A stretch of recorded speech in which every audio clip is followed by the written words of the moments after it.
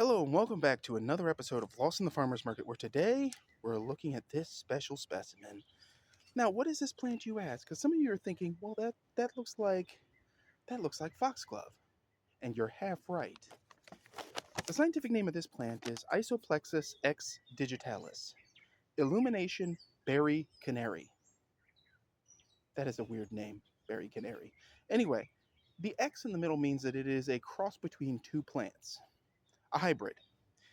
It's in the Plantagenaceae family, which should sound familiar to you because we talked about it when we were talking about, I believe, plantains earlier, not the bananas, the other ones. But anyway, the name Isoplexis is broken down into the words iso, equal, plexus, weaving, plating, network, and that refers to the shape of veins on the leaves and how they form a network in the leaf, which is kind of cool. Digitalis comes from the word digitus, finger or toe, and Alice pertaining to, which refers to the other names of this plant, like the one in German, which translates to finger hut. It kind of refers to how the flowers are big enough to fit over a finger like a thimble. Okay, not bad. So, as I mentioned, this is a man-made hybrid. This plant does not exist anywhere in nature unless by chance, a 1 in a million chance, one of its seeds are viable, or somehow a piece breaks off and grows roots. Yeah, I don't want to know what the neighbor's cats are doing. Y'all heard that, I'm sure. Anyway, it is hardy in USDA zones 8 through 10, and it's a herbaceous perennial in those zones. It is considered semi-perennial in zone 7, and it is considered an annual anywhere colder than that. Its soil pH preference is 5.5 to 6.0, and it likes nitrogen, especially while blooming, which it's doing right now, and I should mention, this plant requires cold while blooming, but I'll get into the deets about that in a minute. Its exposure is full sun, which it's getting out here, and, I mean, look at it. Fabulous. Its height can be 2.5 feet to 3 feet tall, which includes the flower spike, because, of course, its width can be 1 foot 9 inches to 2 feet, which it's most of. This doesn't have an AKA name because, unfortunately or fortunately, as in some cases where plants have dozens of them, it is a man-made hybrid. It's only known as Digiplexis, which honestly I still say sounds like something you'd find in a Borg cube in Star Trek. Janeway, we must find the Digiplexis.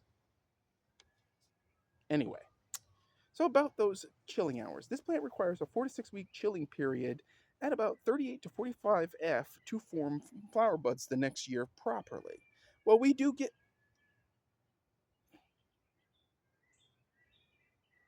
Geez, I want to say if they need a room, but they clearly found one. Anyway, so... That is so weird. Anyway, remember kids, TNR, you're strays. We don't need this shit going on. Pardon my French. As I was saying before I was so rudely interrupted, Digiplexis is a sterile intergeneric hybrid, crossing Digitalis purpurea, or your common foxglove, the one you buy at nurseries, and Isoplexis canarensis, Canary Island Foxglove. So they're related, but they're not the same. And by intergeneric, it's sort of like Echibeckia, Rudbeckia, and Coneflower that cross to make another plant that has some of the best features of the parents, but not all of them. You know, there's a subtle trade-off. It's a short-lived perennial. It's a bit temperamental, and that's the trade-off. Digiplexis is like that, except it is apparently a... Anyway, oh, the police are going to arrest those cats. It's lovely. Now, this plant is patented. Its plant patent number is 27607, and one of the better features of this plant is that it tolerates rabbits and deer. Grazing animals don't like it because it's not very tasty, and since it's related to Digitalis, which is notorious for messing with your cardiac muscle, in fact, Digitalis is the very plant that caused Van Gogh so much trouble, that most critters don't mess with it. However, its flowers attract hummingbirds and butterflies, which is a bonus as far as I'm concerned. And given the tall flower spike, that makes a lot of sense. Now, the only pests it gets are aphids, spider mites, and slugs or snails. Slugs or snails can be dealt with specific copper products or putting out beer traps or diatomaceous earth. Spider mites are one of those things that come up when there's prolonged drought and the plant gets experiences too many periods of dry soil. Regular irrigation and treating it more like a basil in your watering habits will probably solve the problem. Aphids are just annoying little critters that usually get put on your plant by ants.